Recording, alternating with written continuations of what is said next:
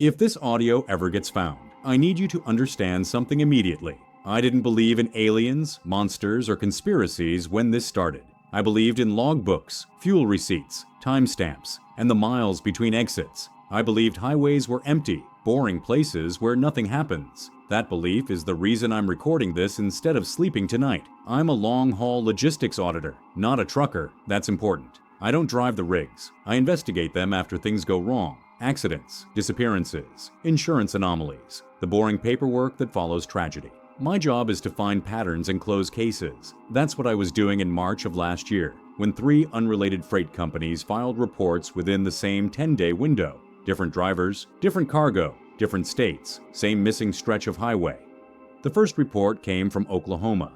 Driver claimed he followed a semi for 46 miles without seeing a company logo, DOT number, or plate. The second was from Arizona. Dashcam footage corrupted between mile markers 189 and 231. The third was from New Mexico. That one was a handwritten logbook note found inside an abandoned cab that said, "It doesn't stop driving."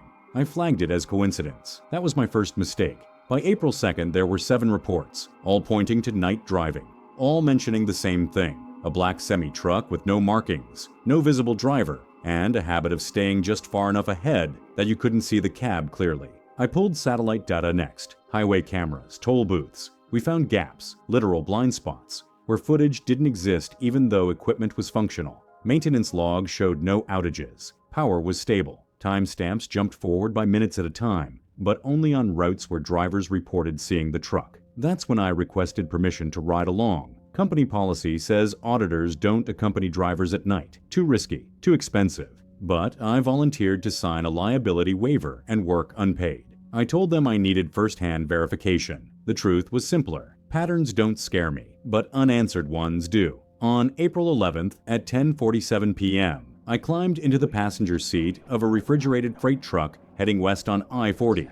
Driver's name was Mark, 22 years on the road, clean record. The kind of guy who trusted mile markers more than people. For the first 2 hours, nothing happened. Just wind noise, radio static, and the hypnotic rhythm of asphalt under tires. I almost started feeling stupid. That's when Mark stopped talking mid-sentence. He slowed down without touching the brakes. "There," he said quietly. I leaned forward. At first, it looked like any other semi, tall, dark, box trailer swallowing headlights. But as we closed the distance, details didn't line up. No reflectors, no mud flaps. The trailer edges didn't catch light the way metal should. It was matte, like it absorbed illumination instead of reflecting it. Mark flicked the high beams. Nothing changed. "I've been behind that thing before," he said. 3 months ago. Same speed, same road. Didn't pass, didn't pull off, just stayed." I checked the time. 1:13 a.m. The CB radio crackled. No voices, just a low, irregular hum that rose and fell like breathing. We followed that truck for 37 miles. It never drifted lanes, never adjusted speed, never responded to signals. When we reached mile marker 214, my GPS froze, then reset itself to 0.0 miles traveled. Fuel readings spiked and dropped within seconds. The outside temperature display read 94 degrees Fahrenheit, then minus 12 degrees Fahrenheit, then went blank entirely. That's when I noticed something that still makes my hands shake. The trailer seams were wrong, not welded, not riveted. They flexed, subtly, like something inside was shifting its weight. Mark whispered, "It's not hauling cargo." I reached for my phone. No signal, no emergency satellite link. My recorder was still running though. The timestamp glitched, repeating the same second 3 times before skipping ahead. Then the truck ahead of us slowed, not braking, just decelerating, like friction increased around it. Mark swore and eased off the accelerator. The distance between us closed anyway. I realized with a cold certainty that we weren't catching up. It was letting us get closer. I leaned forward, straining to see the cab. There was no windshield reflection, no silhouette, no driver movement.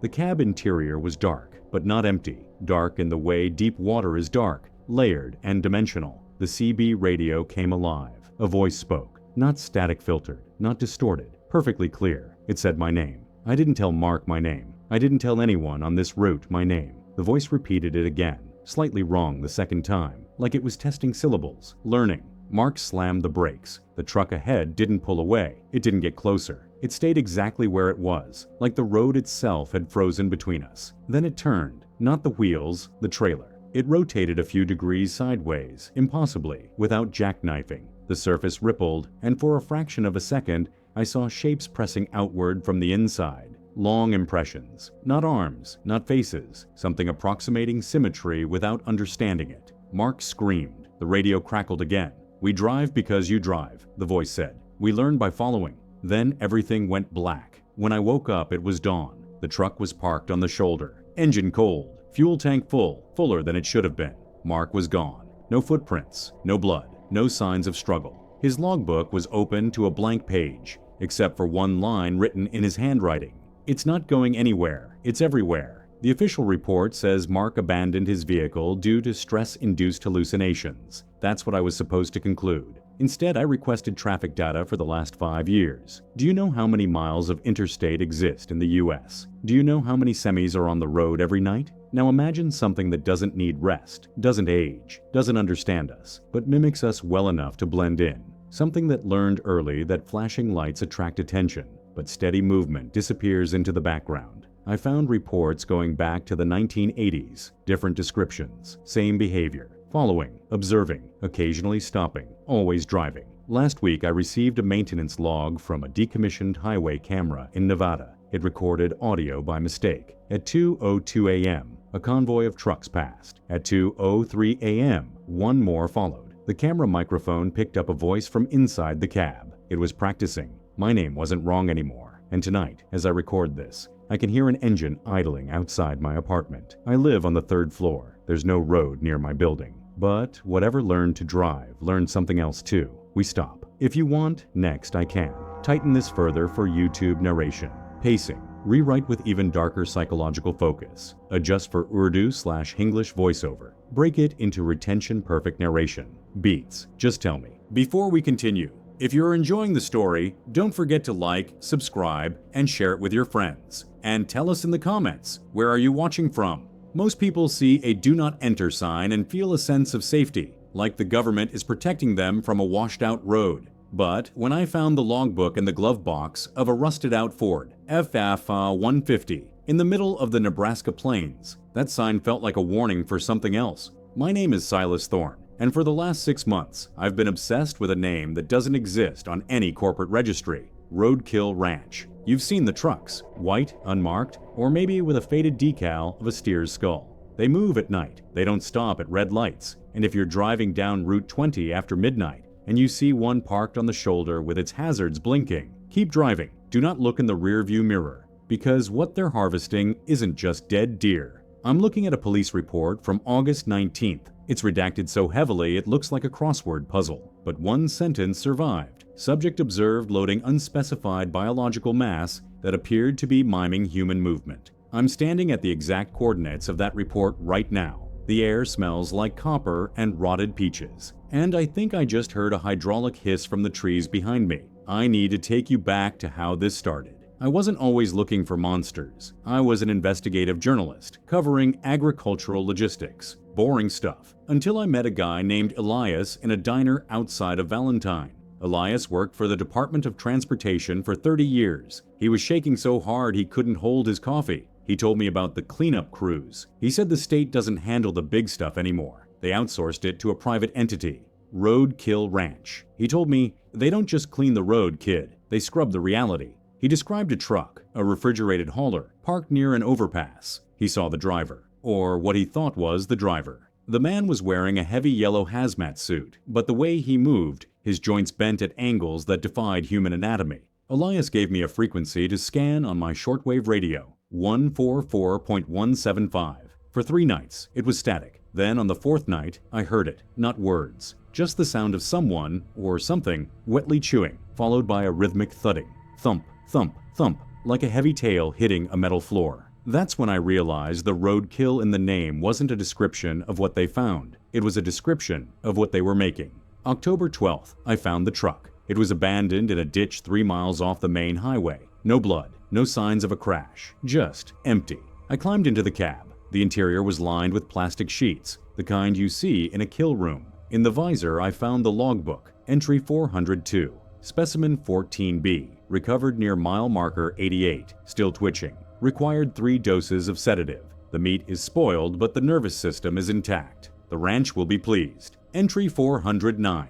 We followed the lights into the cornfield, found a family of 4 in a station wagon. They weren't dead yet, but they had seen the ranch truck's interior. Protocol 6 invoked. No leftovers. Protocol 6. I've searched every government database for that term. It doesn't exist. But as I sat in that truck, reading those words, I looked at the floorboards. There was a child's shoe, a small red sneaker. It wasn't bloody. It was fused, literally melted, into the metal of the floor. That's when the realization hit me. Roadkill Ranch doesn't just pick up bodies. They harvest the glitches, the things that shouldn't be here. And if you see them working, you become a glitch too. I spent the next 2 weeks tracking the GPS pings I managed to pull from the truck's black box. They all lead to a single point in the sandhills, a place the locals call the sinkhole. There's no ranch there, no buildings, just a massive industrial-grade elevator shaft hidden inside an old barn. I'm looking at my footage now. The timestamp is 2:14 a.m. You can see the glow of my flashlight hitting the edge of the shaft. It goes down deep, maybe half a mile. And from the bottom, there's a sound. It's a low-frequency hum that vibrates your teeth. I'm not alone out here. I've noticed a white van following me for 3 days. No plates, just a driver in a yellow vest. I tried to confront him at a gas station, but when I tapped on the glass, the window didn't roll down. Instead, the glass felt soft, like skin. I backed away, and the van just pulled out, silent. No engine noise, just the sound of tires on gravel. I think they know I have the logbook. I think I've been marked for a collection. I've managed to get a source inside the local morgue, a woman named Sarah. She showed me something they pulled from a John Doe, found near a roadkill ranch site. It wasn't a heart. It was a mass of black, oily tubes, pulsing in a rhythmic pattern. She told me the DNA didn't match anything on Earth. It was as if something was trying to build a human being out of spare parts and didn't have the instruction manual. They aren't cleaning the roads, Sarah whispered to me in the parking lot. They're gardening, they're weeding out the things that don't belong in our version of reality. But sometimes they get hungry, and the weeds aren't enough. She gave me a flash drive. On it was a video from a dashboard cam. It shows a roadkill ranch truck stopping next to a broken-down sedan. A man gets out to help. The back doors of the truck swing open. There is no cargo hold. Inside the truck is just a mouth, a pulsing wet cavern of teeth and cilia. The man doesn't scream. He just walks in, like he's in a trance. The doors close. The truck drives away. It's tonight, January 19th. I'm back at mile marker 88. My car is off. My lights are killed. I'm sitting in the dark, waiting. I have the logbook on the passenger seat. I've rigged my camera to a tripod. There, in the distance, 2 headlights. They're too far apart to be a normal car. They're blue, a sickening pale neon blue. It's the truck. It's moving slowly, weaving across the yellow line like it's sniffing the asphalt. It's stopping. It's stopping right in front of me. The driver's side door is opening. I can see the yellow suit, but there's no helmet. Where the head should be, there's just a cluster of moving pale fingers. It's looking at me. I can feel its gaze, even though it has no eyes. It's not moving toward me. It's waiting. My car door just unlocked itself. I didn't touch the button. The electronic display on my dashboard is melting. The letters are turning into a language I can't read, but somehow I understand. It says, "The ranch is full. We need new soil." I'm recording this on my phone now. I'm stepping out of the car. I don't want to, but my legs, they aren't listening to my brain anymore. It's like I'm being pulled by invisible wires. The truck's back doors are beginning to vibrate. A thick black liquid is leaking out from under them, dissolving the road. I can see inside now. It's not a mouth. It's a mirror. I see myself inside the truck, but I'm already wearing the yellow suit. I'm already holding the logbook. If you're listening to this, and you see a white truck with a skull on the side, if you see me, Silas Thorne, standing by the road with a clipboard, don't stop. Don't try to help. I'm not who I was. I'm just part of the harvest now. Wait, the driver, the one with the fingers, he just spoke. He didn't use a voice. He used my mother's voice. He said, "Welcome home, collector." If this story gave you chills, don't forget to like, subscribe, and share it with your friends. And tell us in the comments which part scared you the most, and drop your ideas in the comments. Your idea might be our next nightmare.